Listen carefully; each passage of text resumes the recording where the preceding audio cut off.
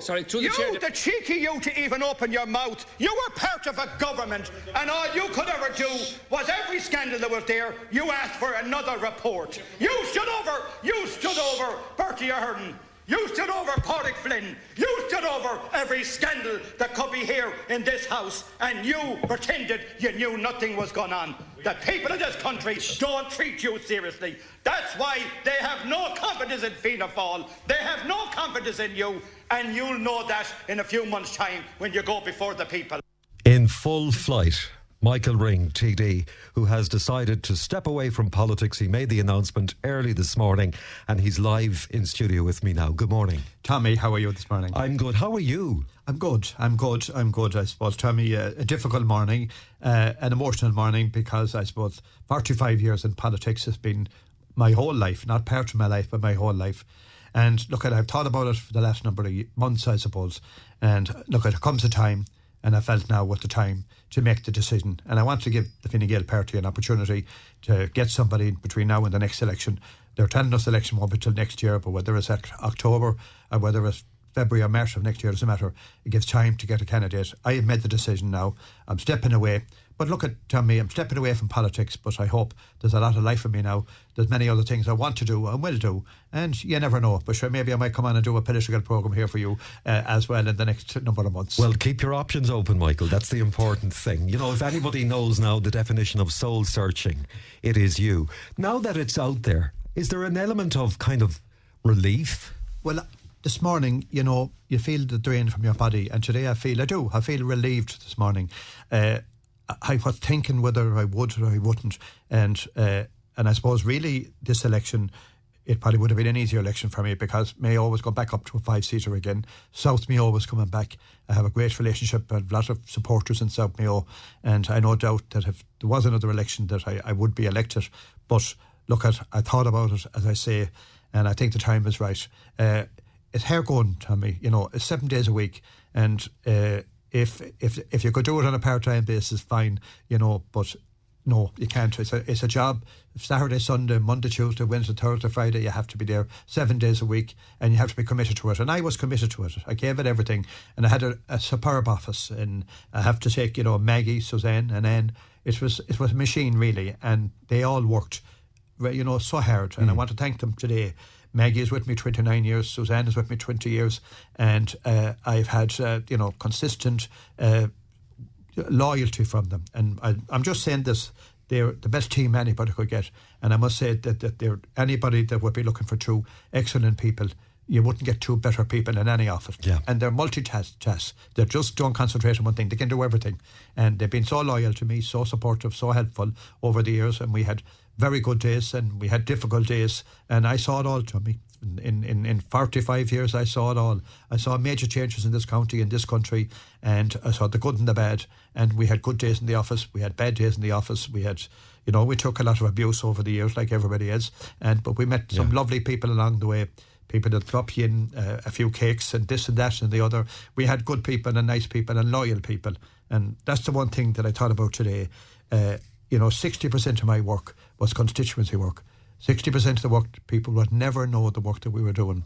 We listened to everybody's problems, and over the years we dealt with a lot of very serious issues. And remember this, Tommy, when people come into your clinic and they make the effort to come into your clinic on a Monday, Tuesday, Wednesday, Thursday, Friday, it's the biggest single problem that they have on that particular day. It's the one worry that they have. And they want somebody to listen to them, somebody to talk to them, somebody to assist them and help them. And I met some beautiful people along the way. In some cases, we tried to help them. In other cases, we were successful, but not in all cases. But the one thing, the common denominator, we always did our best, and we always came back to people and try and explain to them why we could or we couldn't. But there, as I say, I mean, 99.9% of people out there are beautiful, honest, decent people. And I've been lucky. I've been very lucky. Since 1979, I have had a loyal support. I mean, in every election that I stood in, I got elected, in good days and bad days. I think in 2002, I was on the corridor in Leinster House. We had 14 TDs on that floor, and 4 of us survived. It was like, you know, it was like a bomb had hit the place the day we went up after the election, and to see everybody packing up their stuff. And it was sad. And we were in opposition. We weren't even in government. We lost 32 seats. And I saw some great colleagues losing their seats that time. And lucky, now that I can make the decision to say, look, I'm leaving now, and I hope that I topped the poll in the last election, and I can say that I left in a high. On a high. And that's what I want important. to do. Look, I mean, as people are describing you this morning, a full throttle TD, and that's what you were. You cut your political teeth at Westport Town Council and Mayo County Council level. Who mooted the idea that you'd run as a TD? Who asked you? Well, first of all, how I come into politics, Patrick Durkin and was a town councillor with me, and Jackie Gibbons was a sitting county councillor. Jackie Gibbons died tragically as a very young man. Jackie was our sitting county councillor. Himself and Patrick Durkin came to my house in 1979 asking me would I stand for the town council. Now, I really hadn't a notion, Tommy. And that time, I said I'd go. And about a week before they actually put your name in the ballot paper to go to Withdraw again. And I was going to Withdraw. I said, what do I want? This young kids, young family, starting out in life, was busy. And I said, no, I won't go. And Patrick Durkin and Jackie said, you have to go now. And I stood, Tommy, and I won a seat. And I can tell you the votes I got in the town council. And the town council were all with the most difficult elections. There were smaller elections, a lot more candidates, very personable, the whole thing. I got 216 votes. I came second. Then the Lord of Mercy and Councillor Sean Stanton, who was the editor of the Mayo News, he topped the poll. And I won a seat for Fine Gael. And I never looked back. Then I went and stood for the county council. I got 2,000 something votes in the county council election. And at one time, Tommy, I was a town councillor, a county councillor, and a TD. I did the three of them. I'd be going to council meetings on Monday, then all Tuesday, Wednesday and Thursday, and be back Thursday night to try and do the town council meetings. And then I gave up the town council, and then the dual mandate came in 97. I think it's the biggest mistake. But I will say this morning. The biggest single mistake government made, and I opposed it bitterly, and Labour made the biggest mistake, was allowing town councillors to go. I really believe it had been a bad for Killarney, bad for Westport, bad for Ballina, bad for Castlebar. And what it did, it actually groomed candidates for future in politics. Now we don't have any grooming. You're either in the county council or the Dáil. And in the town council, it was costing very little. We had our own budgets, we had our own autonomy. We were doing, you take Westport. Westport wouldn't be the town it is today, or Castlebar or Ballina, but for the town councils, and Killarney. And all these towns, we had our own rate base. We were able to make our own decisions. But that was taken away, when the world was downsizing, the local authorities started upsizing. How many Fine Gael leaders did you see under your term as a TD? I started off, I think Alan Jukes was the leader of the party. Then John Bruton, Michael Noonan, Inda Kinney, and then Leo Vrediger. And I was with them all. And the one thing I did, Tommy, the one thing that Inda Kinney would have to admit is when he was under pressure, I stood by him. And if I didn't, then I could have as easily, we were competitors in the constituency, I stood by him. But I stood by every leader in Fine Gael. And that was, I never wavered. I never was behind, trying to get rid of leaders. I remember Austin Deasy, God be good from, and Austin was in trouble. And I remember one day we were in the Dáil restaurant, and the people were giving out about John Bruton and giving out about him. And he came in, and when he could only sit down, he'd always fold his jacket, sit down. Now he said, lads, I put down a vote of no confidence now. And we didn't believe him, because that time one TD could put a vote of no confidence down. And the next thing he said, we had an election for leadership. But as I say, I always supported the leader. And I supported Inda Kinney, and I supported John Bruton, and even Michael Noonan. And when he was there, I supported him. There are those who will argue, Michael, that Inda Kinney as Taoiseach was a Taoiseach for the country, and he always made that point that he had to be fair to the entire country, and that in many ways he let you do all of the good announcements for Mayo. Have you heard that? Well, that's nonsense to me, because to be honest, I mean, Inda Kinney, to be fair to him, he made me Minister for State, and I would say no more about that. He made me Minister for State. Every minister, Tommy, had their own autonomy, and he couldn't make one decision. I had to make the decision as ministers, and there wasn't such thing as good announcements. Every department I was in, I made decisions, and I wasn't afraid to make them. When I was in the Department of Sport, in 2011 we had no money. I got 5 million of a budget, and I spent 30. And I spent 135 million the 3 years. I did 3 rounds of Sports Capital. Sports Council Capital hadn't been open for years before that. I was in the Department of Tourism. I did the gathering. I did the Wild Atlantic Way. And I went around the world and promoted Ireland. But I had my own autonomy. I was the minister and made the decisions. And I was lucky, I suppose, where I was lucky, I had ministries with money. And the rural development, I set up that department. And remember this, Tommy, when I went into that department, there was no Secretary General. There was no Assistant Secretary. I had to bring the legislation through the All-Ireland, through the Shannon. I had then to go and advertise for a Secretary General. And I was running the department with no staff. And I set up the department. But the great thing about it was, when they came in, I was there before them. And I made the decisions. And I really did. I made the decisions in relation to the town and village scheme, the recreation schemes, the walk schemes, funding for the tidy towns, the shows, and all these decisions I made. And, you know, to say you cannot do this, you can't do this. I saw out there where many charity organisations, particularly Western Care, were finding it difficult in relation to funding. I set up schemes there to get buses for them, get cars for them. I set up schemes to the Order Malta to try and get them. The shows were all dying around the country.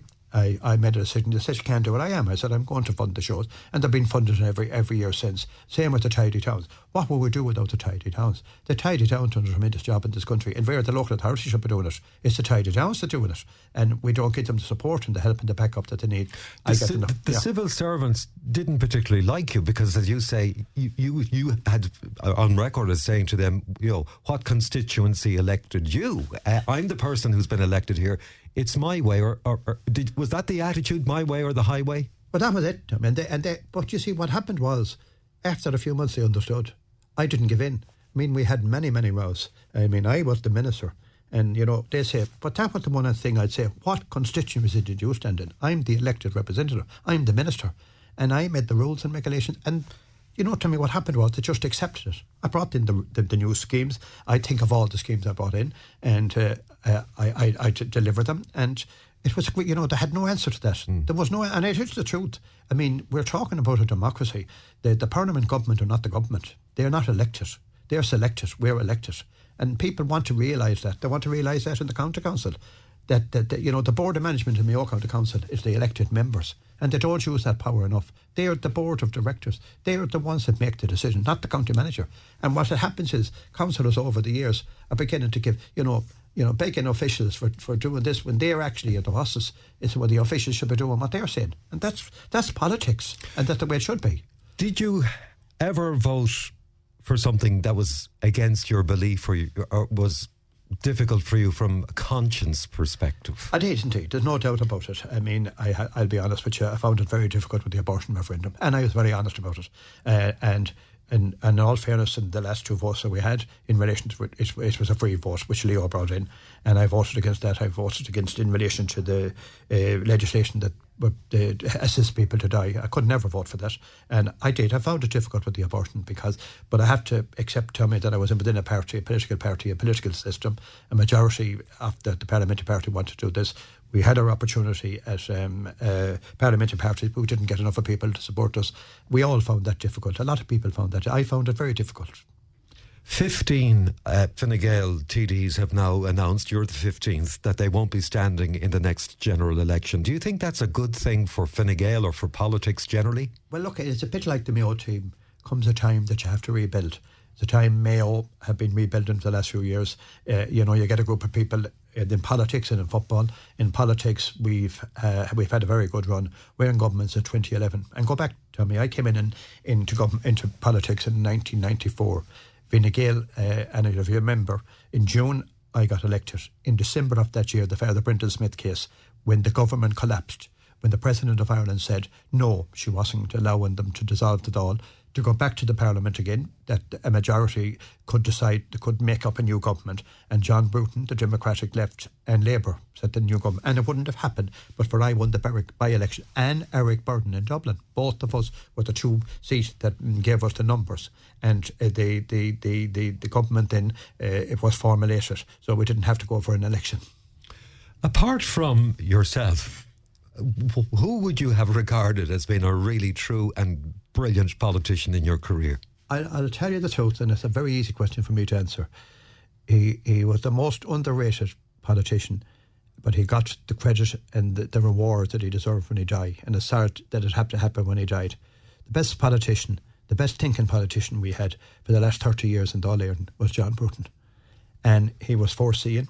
And I always think about him when I came in.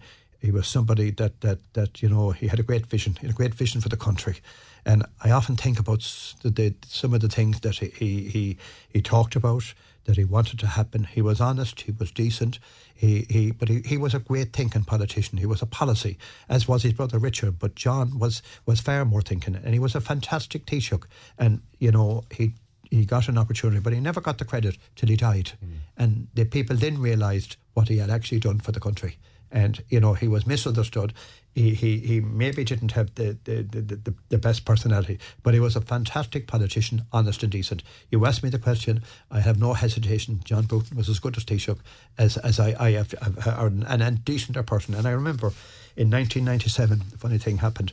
I was coming out of the Dawn, and John Bruton was coming up with Dick Spring and Pontius de Rossa. And they were going up to the Shelburne Hotel to launch the campaign for the general election. And Mayo had come down from a 6-seater to a 5-seater. And Fianna Fáil had 4 out of 6 for 25 years. So naturally enough, everyone was expected to win 3 out of 5. Jim Higgins was a minister, Enda Kenny was a minister. And John Bruton called me over and he said, Michael, he said, I hope you're elected. He said, I really hope you're elected. He said, I wouldn't have been Taoiseach without you. And I guarantee you one thing, he said, you'll be a junior minister if we get back. And we should get back, he said, because a good government, we should get back.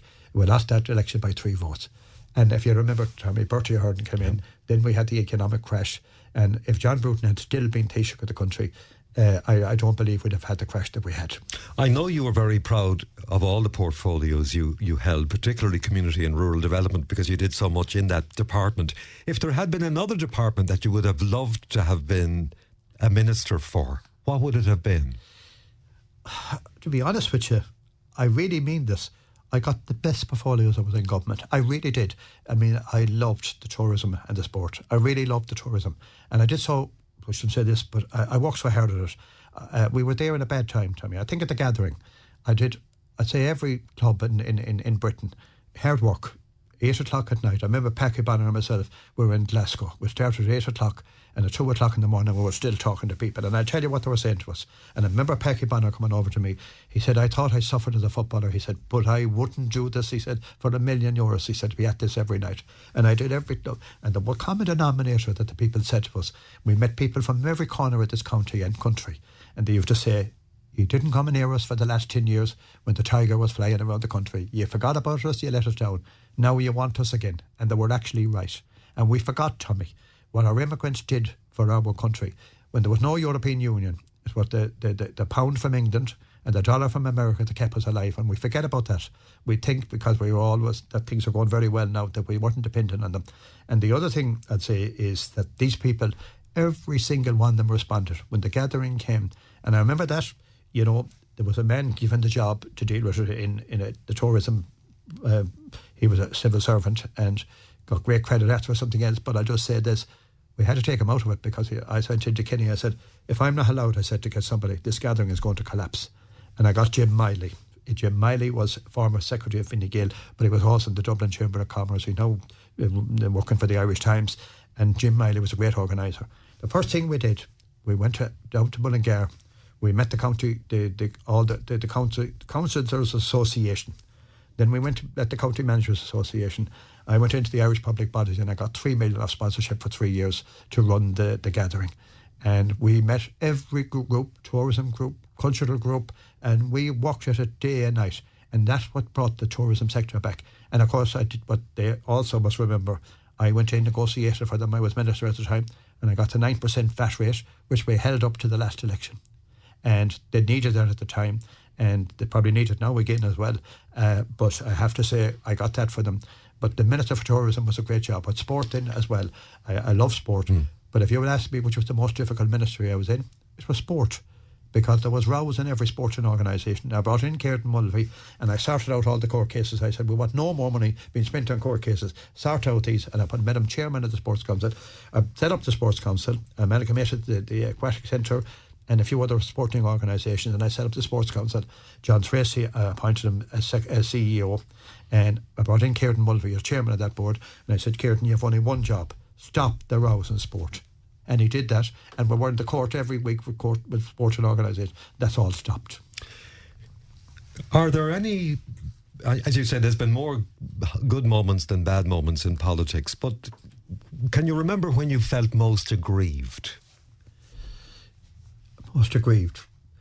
I wasn't aggrieved, but I was disappointed. I felt, Tommy, after the last election, I did a good job, and Leo Frediker said that. He said, look, you did a tremendous job as Minister. I saved the County Council for the previous local elections with the rural development portfolio.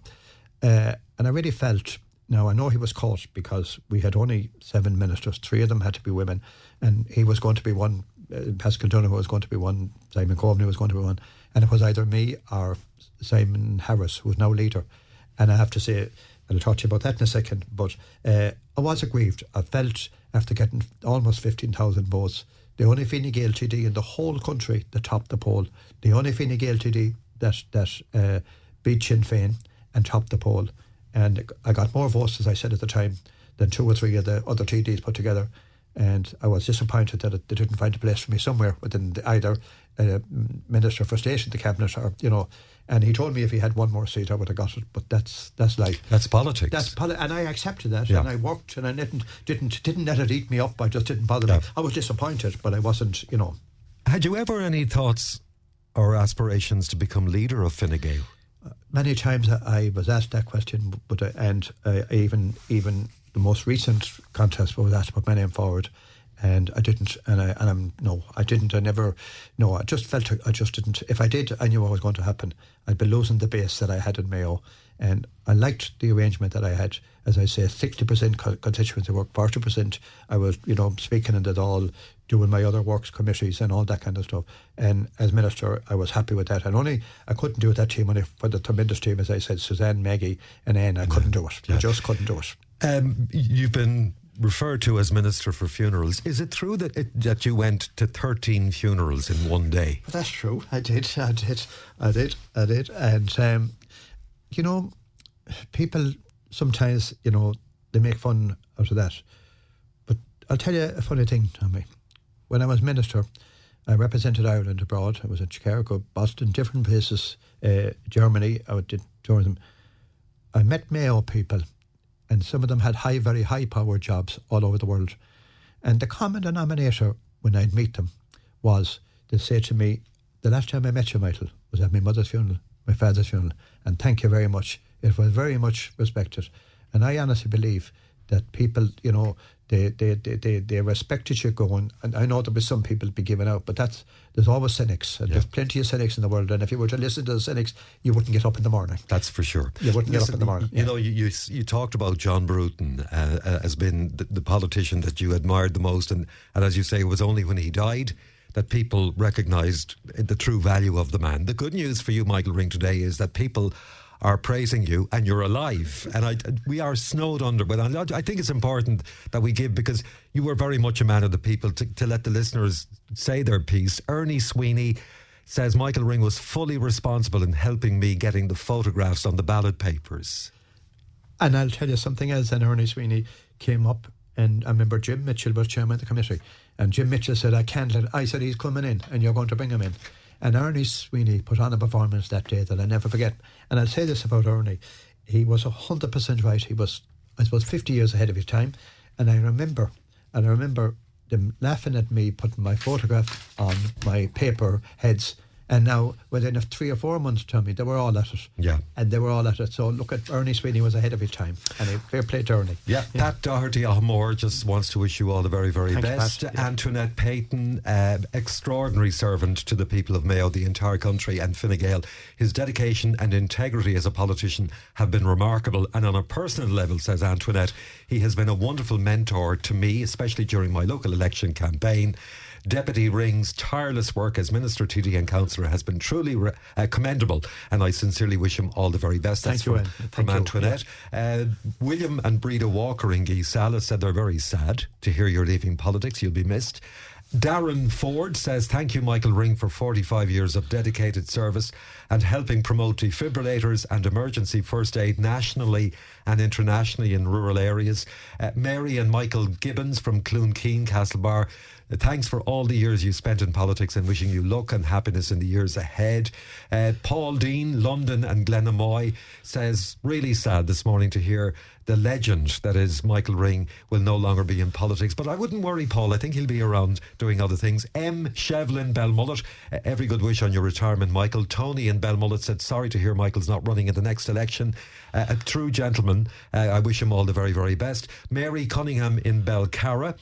She says, Michael has been a Trojan worker for small rural communities and a welcome voice for rural Ireland. He's served the constituency well. Many matters dealt with quietly without fanfare, but he was not shy to publicly state what he needed to say at times. Thanks for your hard work. You will be missed. I'm sure you will be at some Ballintubber games supporting your grandchildren. That's Mary Cunningham in Belcarra.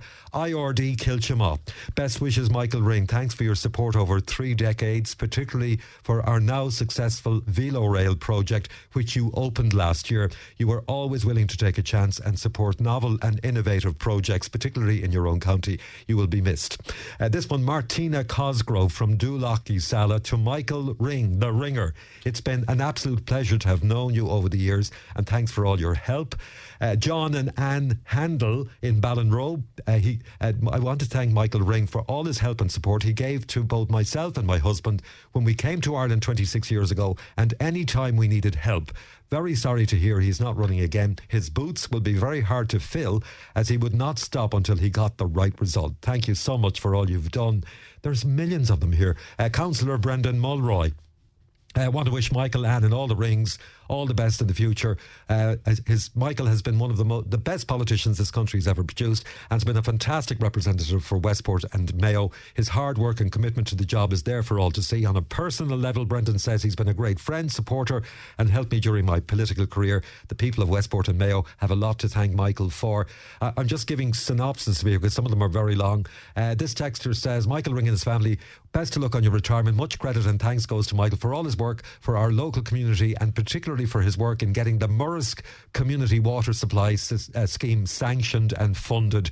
This scheme is currently under construction, will be operational by the end of the year. We thank him so much. This texter says, very best of luck to Michael. I'd like to say thank you for all that he did for my area, Claremorris. It's a sad morning, but Michael has worked so hard for the people. He's earned his time out. Good luck from a regular listener. Eileen and Philip says, best of luck to Michael Ring. Pat Ward, good friend to me. Best of luck to his family. He did so much to help the people of Westport and the area in general. This one says, Michael was the only one who gave 100% to any cause, and it's a huge loss to the county and region, one that we won't get over easily. We are as well put a huge gate on the bridge crossing the Shannon River at Tarmanbarry and lock it, as the west of the Shannon won't get €1 for anything. Well, I presume you'll hope somebody will. Who will step into your shoes? I don't know, Tommy, at the moment. We have a lot of young candidates. First of all, I want to thank all your listeners and thank the people for their very emotional now, very kind messages, I have to say. I met a lot of lovely people along the way. And, people, as I say, it's not the work that publicly you do, it's the work privately you do. And people don't forget that when they're in their hour of need. And I was delighted to be able to assist them. But I met lovely people and nice people and loyal people. And thank you all for your lovely messages. And you know what I like as well about all of this is that political, I mean, look, there's the cut and thrust of politics. You know, you're Fine Gael, you have to have a go at Fianna Fáil, Sinn Féin, whatever the case might be. But when people came into your constituency office, irrespective of their own political backgrounds, you didn't hold that against them. I never asked anybody, Tommy, who the vote were. I only asked them their name and address and what their problem was. And I didn't care who they were or what they were. I've dealt with everybody, and I didn't distinguish between who they were or who they weren't. I helped them in every way that I could. But on saying that, Tommy, people responded. I met people during general elections and they'd be winking at me and saying, look, we won't forget what you did. And they didn't. I got the vote and people did. I mean, there's no question I got a Fianna Fáil vote, got every kind of a vote. And, it'll be interesting to see where that vote will go now. It'll spread all over the place. It could be a right spreader, for sure. Yes, yeah. Yes. Overall, hindsight is a great thing, Michael. 45 years in public life. Is there anything that you would have now done differently looking back on it? Was there any mistake that you made that you kind of beat yourself up about? Look, of course, we all have. I had no regrets course I made mistakes. We all make mistakes. And there'd be times that, you might have said something, you say, I'm sorry, I shouldn't have said that. And there'd be times then that, you'd be sorry that you didn't go harder on issues. But no, I haven't. Look, I wouldn't have done anything different. But I have to say this, Tommy, the training I got as a town councillor or a county councillor had stood by me. And I saw ministers getting into difficulty, and the reason they got into difficulty is because they never had experience at local authority level.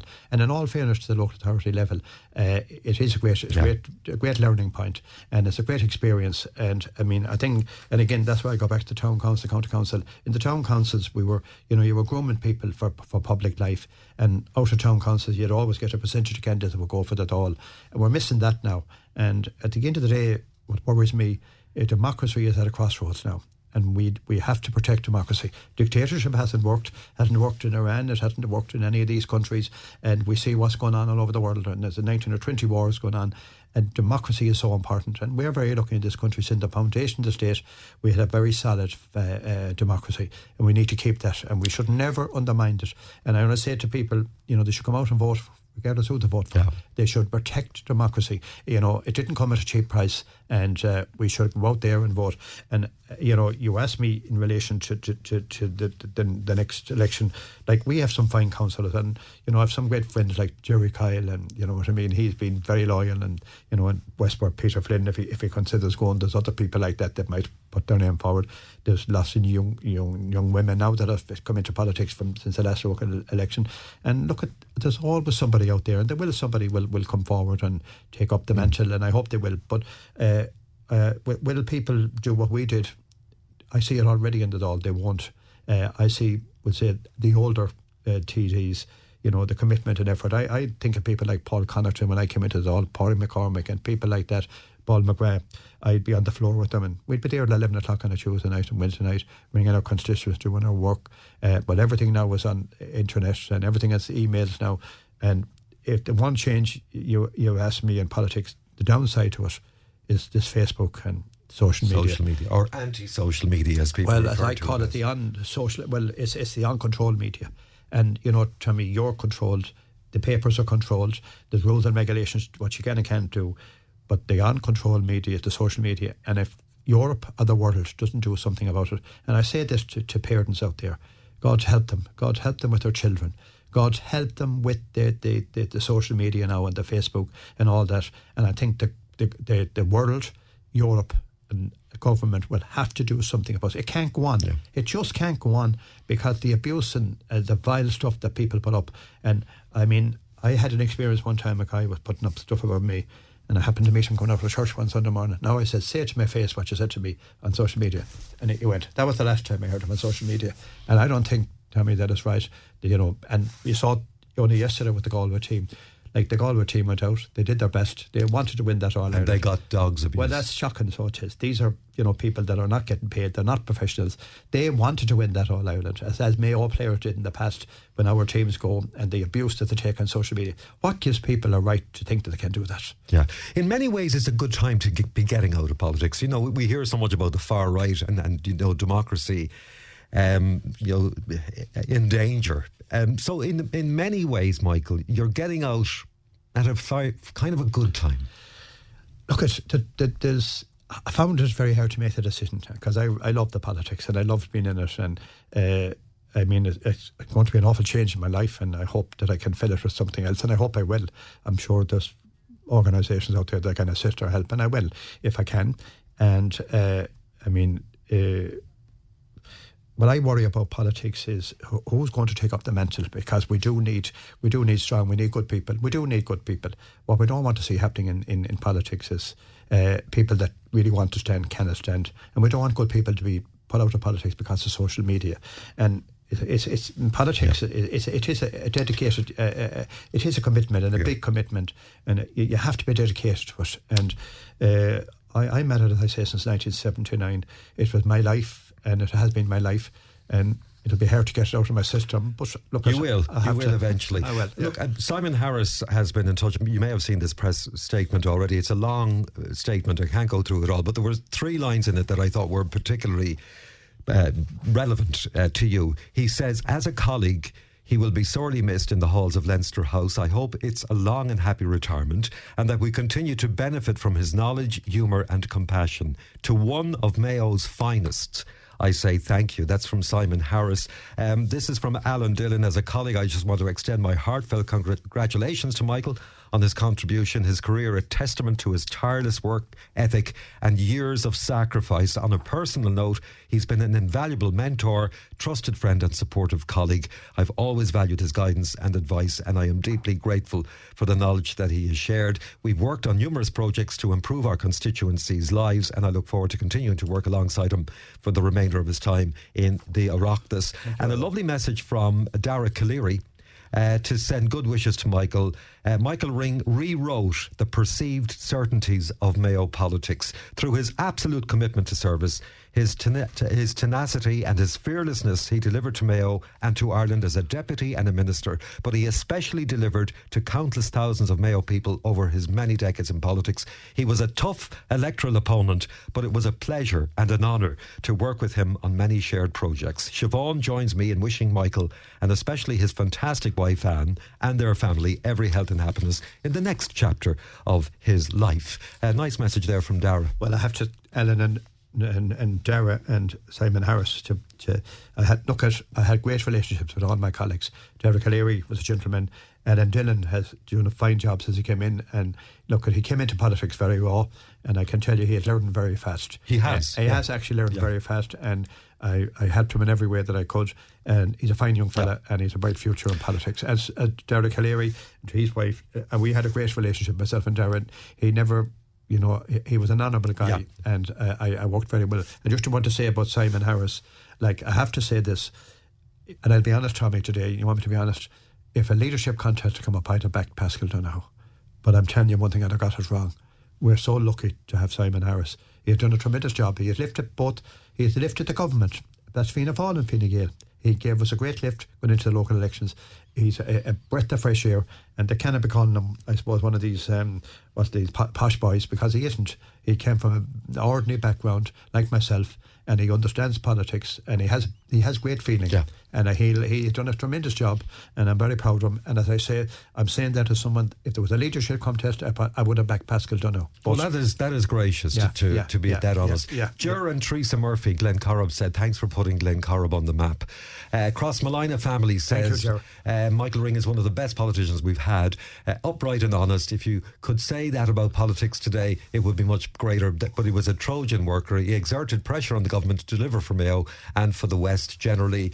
This is so many of them. Councillor Mark Duffy, to Michael and Anne, all the best. He's been an incredible servant to the people of Mayo throughout his career, and he's been a great supporter to me during my term as an independent councillor, and for that I am really grateful. Communities across Mayo are forever in his debt. That's Councillor Mark Duffy in Ballina. Paddy Joe Foy, the Foy family and the Committee of Westport Horse Show, I want to thank you for all you did for them. This is payback day today, Michael. Teresa and Tom Curran in Bacon, they want to wish you all the best. You've been an absolute Trojan worker. Happy retirement from Margaret and Gerard and all the family. Great admiration for Michael Ring, a man of the people who kept his feet firmly on the ground and kept in touch with reality. Doesn't say who that's from. From Rathbone in Castlebar, Ina, I think it is, wants to wish Michael all the very best on his retirement. Farah Hoban, hope everything goes well for Michael. He's been an amazing person. Annie Nolan and the family, all the best in the future, whatever lies ahead. You've been an absolute and amazing person. Dorothy Crippen has been on. She says, Michael, what a lovely, friendly gentleman. Whenever you would meet him, his work speaks for itself. I doubt you are totally retired, but enjoy your time for yourself. And Mayo Roscommon Hospice Foundation, Martina Jennings, always available, always ready to give good advice, and always a gentleman. Thank you for all you've done for the organisation. And this is from Gerard Murphy. Michael, for over 9 years, I can say he treated his position with respect and dignity at all times. Having worked with him for over 9 years, his work ethic was an inspiration. Every hour of every day was used wisely, and he never ever stopped.